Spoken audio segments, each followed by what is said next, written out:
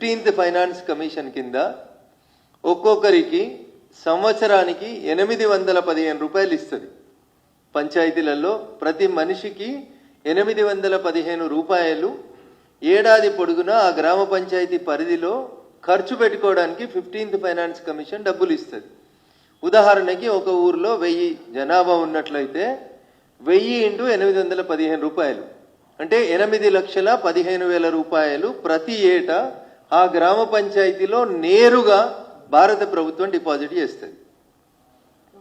చిన్న పంచాయతీ ఉందనుకోండి, 500 జనాభా ఉన్న పంచాయతీ ఉంటే సుమారు 4.5 లక్షల రూపాయలు పంచాయతీకి ఏడాదికి భారత ప్రభుత్వం నుంచి నేరుగా పంచాయతీ ఖాతాలోకి వస్తాయి.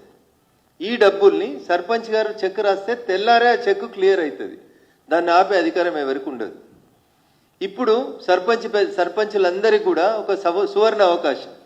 గత 2 సంవత్సరాలుగా మీకు 15th ఫైనాన్స్ కమిషన్ నిధులు రాలేదు. ఇప్పుడు మార్చి 31 తోటి 3వ సంవత్సరం ముగియబోతుంది.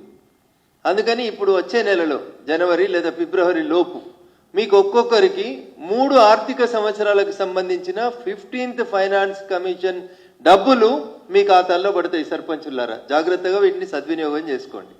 500 జనాభా ఉన్నటువంటి చిన్న పంచాయతీకి సుమారు 4.5 లక్షల చొప్పున 3 సంవత్సరాల బడ్జెట్ కలిపి 15 లక్షల రూపాయలు నేరుగా గ్రామ పంచాయతీల అకౌంట్లకు వస్తాయి. 3,000, 2,000, 5,000 జనాభా ఉన్నటువంటి పంచాయతీలలో ఉదాహరణకు 5,000 పంచాయతీలో జనాభా ఉందని అనుకుంటే 5,000 × 800 రూపాయలు 815 రూపాయలు పర్ హెడ్ చొప్పున దాదాపు ఎంతైతే 40 లక్షల రూపాయల వరకు ఒక పంచాయతీకి వస్తుంది. 3 సంవత్సరాలకు సంబంధించి అంటే మండల కేంద్రాల లాంటి ప్రదేశాలలో దగ్గర దగ్గర 1 కోటి రూపాయలు వస్తాయి. నేరుగా ఇవి ఢిల్లీ నుంచి మీ గ్రామ పంచాయతీ అకౌంట్లోకి వస్తాయి.